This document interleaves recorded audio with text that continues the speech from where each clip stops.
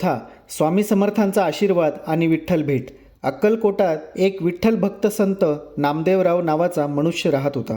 तो खूप गरीब होता, पण अत्यंत भक्तिमान. त्याला विठ्ठलाची भेट घ्यायची होती, पण घरची परिस्थिती इतकी बिकट की पंढरपूरला जाण्यासाठी पैसा नव्हता.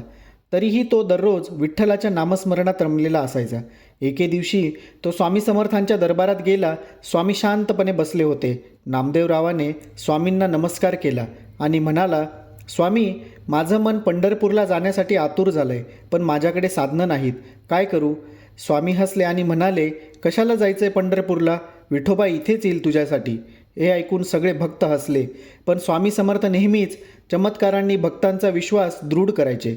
त्यांनी नामदेवरावाला सांगितले, आज रात्री इथेच राहा, विठ्ठल तुला भेटायला येईल. रात्रीच दरबारात सगळे शांत झाले होते. नामदेवरावाचा विश्वास होता, पण मनात थोडा संभ्रमही होता. पण अचानक रात्रीच्या शांततेत मंद घंटानाद झाला आणि दरबारात उजेड झाला. नामदेवरावाने पाहिलं तर समोर स्वतः विठ्ठल रुक्मिणीसह प्रकट झाले. त्यांनी नामदेवरावाला दर्शन दिले आणि म्हणाले, भक्ती असेल तर आम्ही कुठेही येऊ शकतो. नामदेवराव आनंदाने रडू लागला. सकाळी जेव्हा बाकीचे भक्त उठले तेव्हा नामदेवराव समाधीमध्ये गडलेला होता. तो दिवसभर विठ्ठल नाम घेत होता. या कथेचा संदेश, खरी भक्ती आणि श्रद्धा असेल तर देव आपल्याला दूर नाही. समस्या कितीही असू दे, मनापासून प्रार्थना केली तर मार्ग मिळतो.